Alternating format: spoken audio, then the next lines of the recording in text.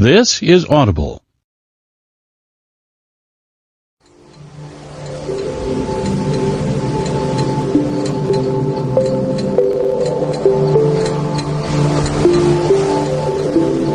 Macmillan Audio presents My Husband's Wife by Alice Feeney.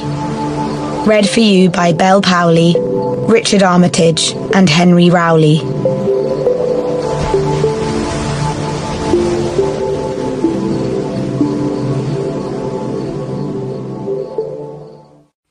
One.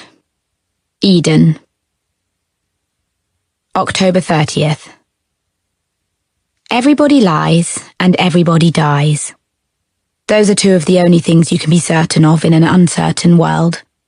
The half-dark is my happy place. That thin sliver of time that separates night from day and day from night. Twilight. Sunset. Nightfall. If we give things a different name, it's easier to pretend they aren't the same. Like love and heartbreak. No joy lasts forever. No sorrow lasts forever either, and time is too precious to be wasted.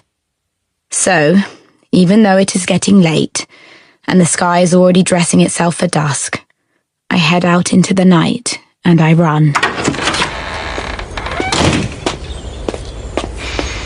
The cool evening air slaps my face and stings my skin, and I see clouds of my own breath in front of me. But I like the cold almost as much as I like the dark. The smell of the sea floods my senses, and I can hear relentless waves crashing in the distance, getting louder as I run closer.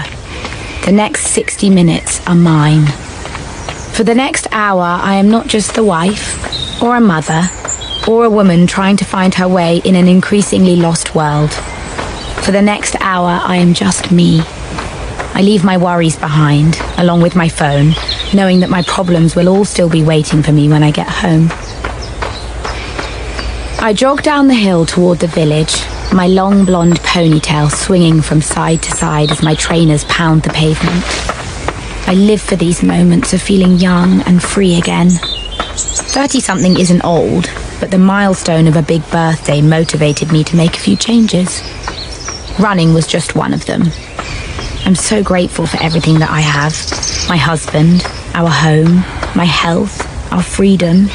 But sometimes I can't help wondering how things might have turned out if I'd made different choices when I was younger.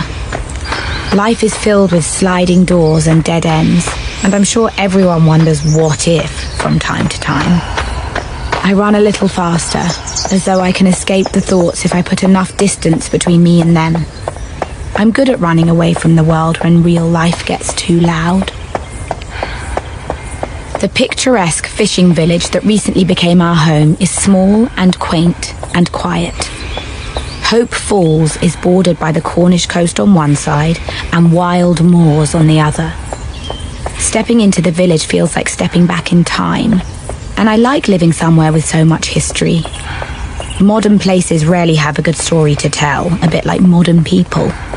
A network of narrow lanes and cobbled streets tightly packed with tiny terraced houses and quirky independent shops lead downhill to the seafront. Almost all the shops are closed, as are the cafes and restaurants at this time of year, when the tourists retreat to the cities they came from. Former fishermen's cottages painted in pretty pastel shades line the harbour, but most of them are now holiday homes, so sit empty in the winter. The ghost town vibe might bother some people, but I like the peace and quiet. I find it calming. I keep running, only slowing down when I reach the art gallery, but I still don't stop. Not even when I see my name on a poster in the window. Eden Fox, local artist exhibition, 8 p.m. tonight.